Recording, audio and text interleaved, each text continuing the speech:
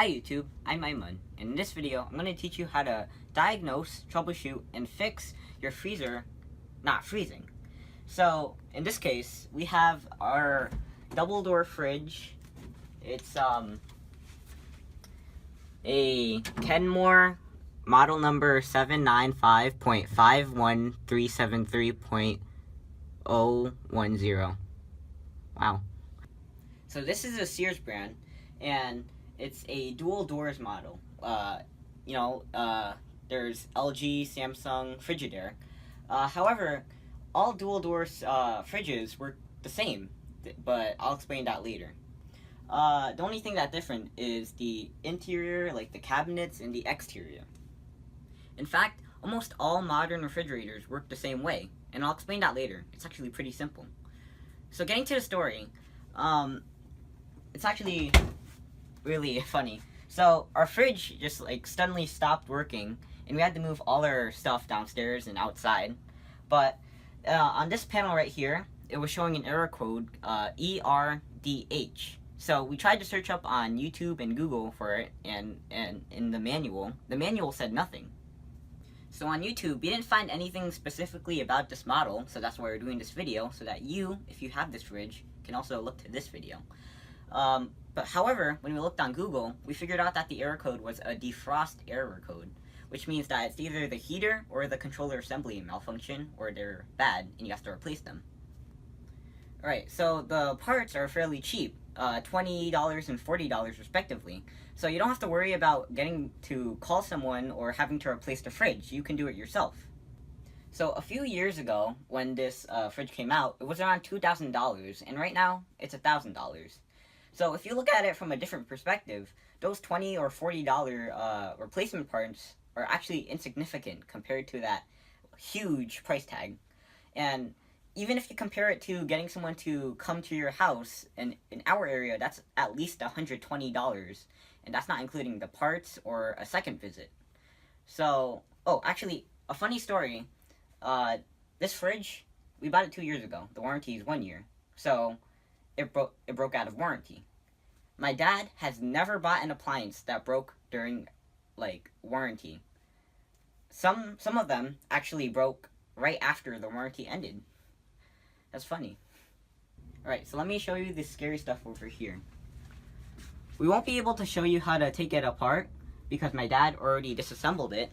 However, when we put it back together, you can figure it out from there. So after me, my brother, and my dad took everything out of the freezer and the fridge and put it downstairs and outside, he saw a huge buildup of frost on the panel, and he used a hair dryer to defrost that ice. And he took the top panel off, and he was in for a shock. There was like a 2-inch buildup of ice under that panel, and he spent an hour to defrost it with this hair dryer. And then he took off the bottom panel. Oh dear. On the evaporator, which it kind of looks like a grill, there was a lot of ice, so he had to spend even more time with the hair dryer.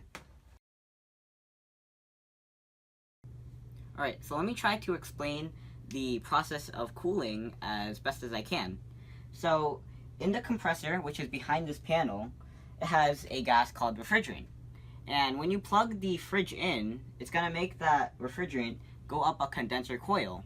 And in old fridges, there are actually coils on the back, which you can see. So when the refrigerant goes up that coil, it takes in the surrounding air and becomes a liquid because it's cooler. And liquid is cooler. And then it goes into the evaporator, and that so the refrigerant takes in the surrounding heat. It doesn't make it cooler, it takes in the surrounding heat, and that's a byproduct. And then, by taking in the surrounding heat, it's gonna turn back into a gas, and it's gonna go down the condenser coils into the compressor, and the cycle will start over again. I'm sorry for all that technical mumbo jumbo back there, and even I don't understand it sometimes, but I wanna make you understand why ice buildup causes it to break down. Because ice buildup, the evaporator, the fins, they need to have clear air. no obstructions so that they can take in the surrounding air and make it cooler. And that's why ice, which isn't air, is gonna make it, not work. So this unit is an adaptive or automatic defrost cycle. So basically that means that it has a heater down here which heats up when there's ice starts to build up.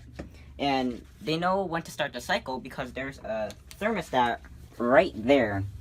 And that tells you when it needs to start the defrost cycle. And it does this defrost cycle many times within a period of 24 hours. So what have we learned? If there's an ice buildup, there are only two things that can go wrong. It's either the heater or the thermostat. And I'm gonna test both of these with an ohmmeter. So if you don't have an ohmmeter, you can get one relatively cheap for 20 bucks. So comparing that to the cost of calling someone, this $20 plus either 20 or 40 is actually more cheap. Alright, so if you don't know how to use an ohmmeter, here's how to use an ohmmeter. So we're going to take the knob and we're going to switch it from the off position to the lowest ohm setting. And the ohm has the Greek omega symbol. So we have at 200, and we're going to take these two needles and we're going to put them together. And on your reading, you should get something close to 0, but not 1. It's fluctuating. That means there's a continuity. However, if you have a beep one, that's even better because that's an indicator. When it beeps, that means there's a current.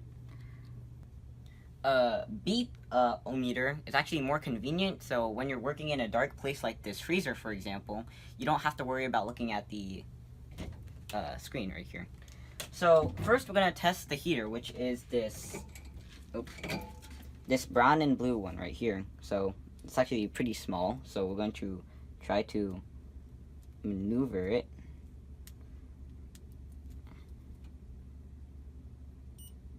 Oh, it's beeping. I actually misspoke. The heater is the black one and the thermostat is the blue and brown. So let's test the thermostat, which is probably going to be bad news considering what we heard from the heater. So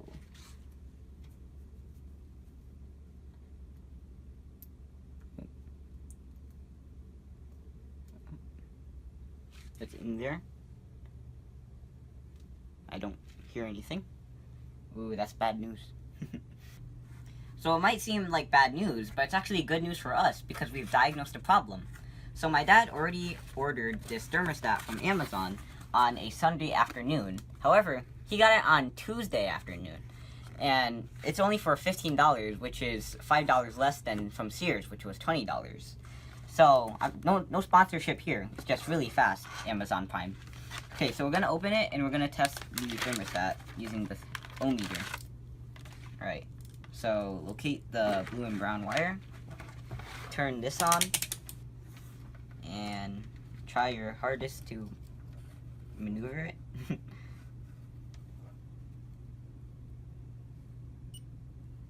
Beep. That's good. This is working. Alright, so the final stretch. Now, we're going to replace the new thermostat.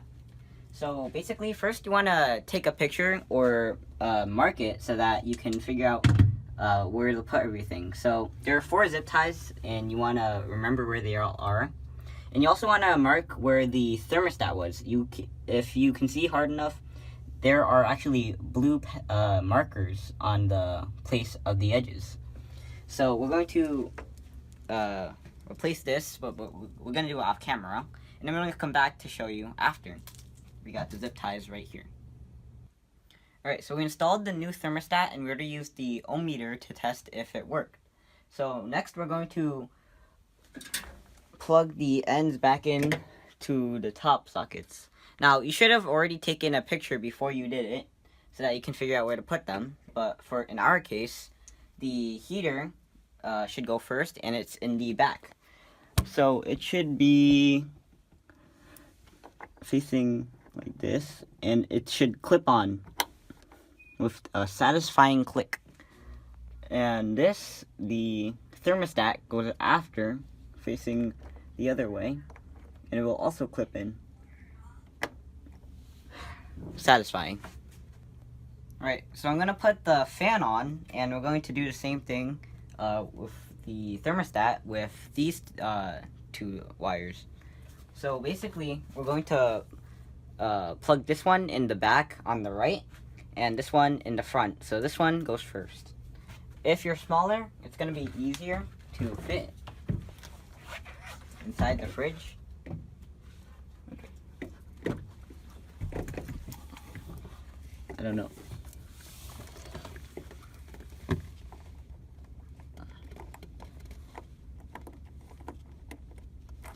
Maybe rotate it.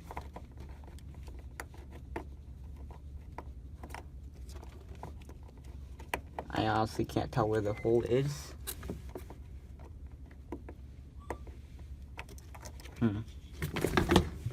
Wait, that has 3 holes. Alright, I take that back. The 2-hole one is actually in the front.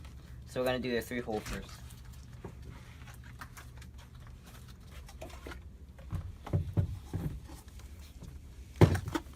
Trying to do this so that you guys can see it.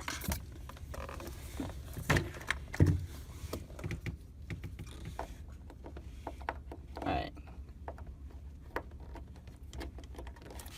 So that's one in.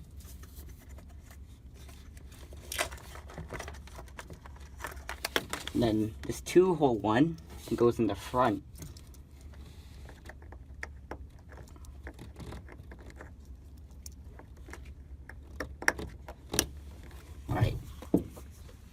And then we need to, so now that we have the wires in, we have to position the fan. So it's held up by friction, so it makes it a bit harder. That means we have to place it at this angle specifically, and you know, kind of just work our way in. So basically, there's a hole right here that connects to the refrigerator. So you want to position this cutout to match that refrigerator hole.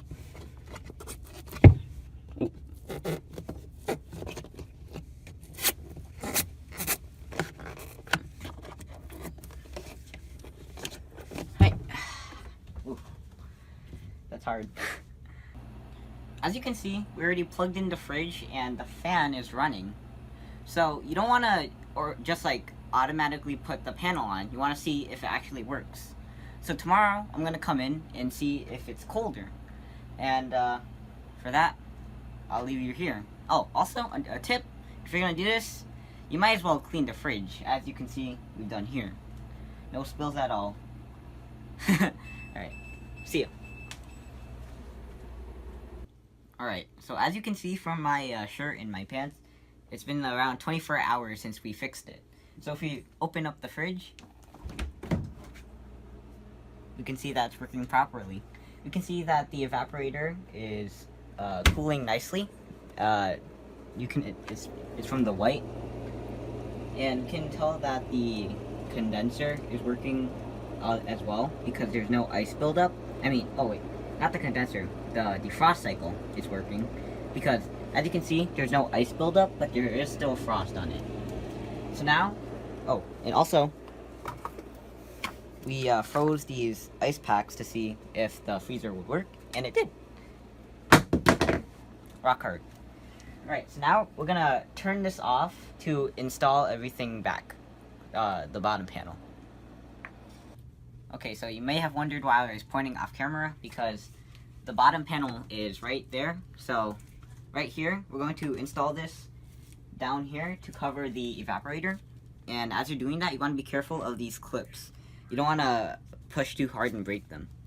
So basically what you're going to do is you're going to slide it in at an angle. And then from the top, you're going to want to slide it down and push it in.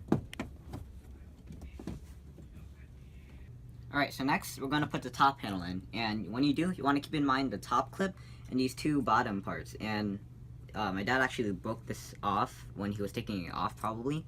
So we're going to, when you put it in, we're going to put it at this angle. And we're going to have to like bend it a bit to get it into the hole.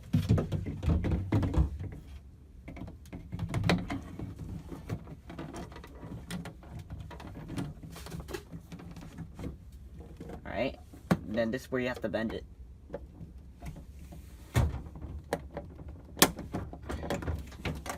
And then you're gonna push down to make sure that it's all locked in place, just like with the bottom panel. See, you should hear that sound.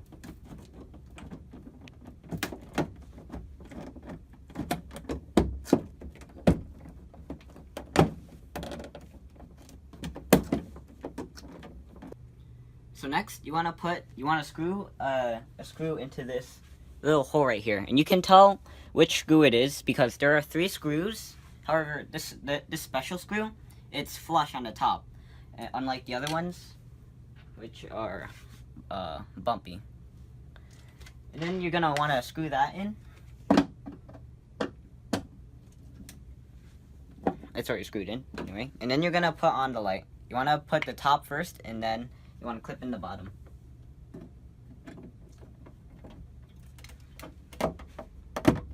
See, you push down here, and then it's locked in. What I meant to say is that this clear part is actually a cover, not a light. Sorry for confusing those two. Alright, so we're going to put this vent on, and we're going to take this hole, and we're going to match it up with this end here. So.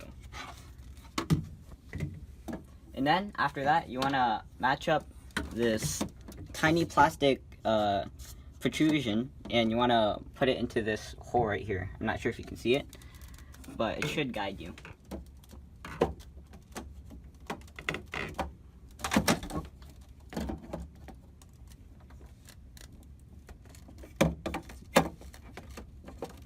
Make sure to push the back part as far as possible, too.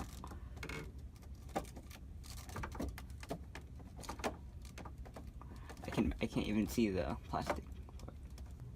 I just want to mention that if you can't get this in, don't try to finagle with it or bend it. That means that the back panel isn't flush, so you gotta push it in while you're putting the vent on. Oh shoot. Alright, so that's where these screws come in. After you put the vent on, you want to screw it in on these 2 holes. Alright, so let me put this back on.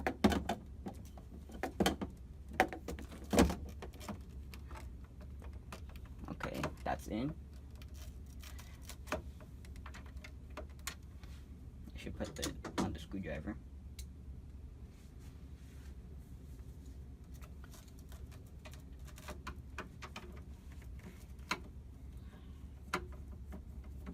And then screw it in.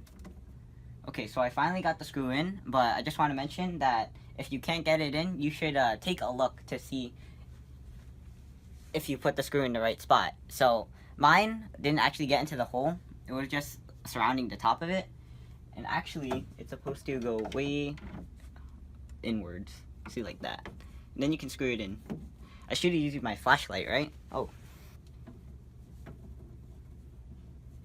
Alright, that's good.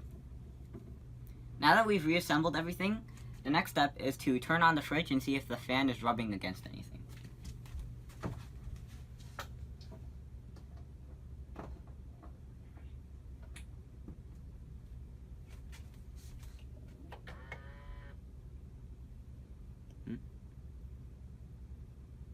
It just takes a little while. Wait, see here? It finally turned on. And then the final step is putting the baskets back on. But that's the door timer. Okay, so using logic, we can tell where all the shelves go. And we have 2 short ones. So, considering this ice caddy, where do these short ones go? At the top, definitely. So, I'm gonna slide that in there. It's gonna lock. And then the next one. And then the next one.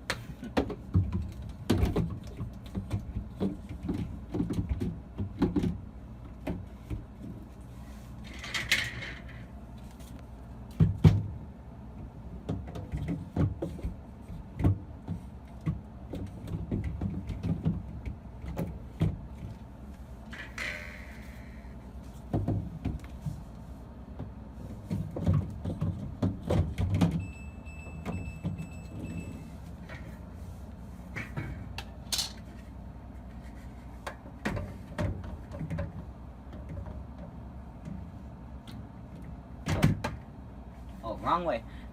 This diagonal part is supposed to go to meet that other diagonal backside.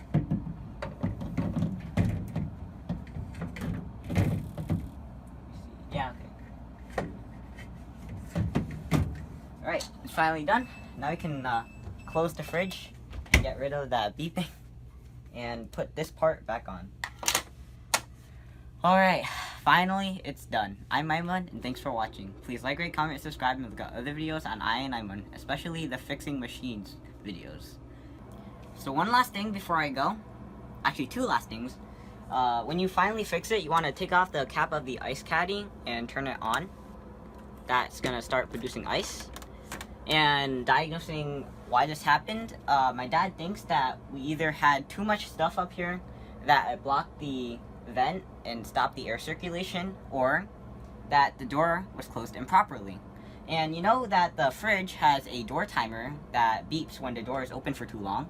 So one morning, my dad woke up and he found that this door, actually, when you open a fridge door, it has suction, but when he opened it, it was like there was no suction at all. It wasn't tough.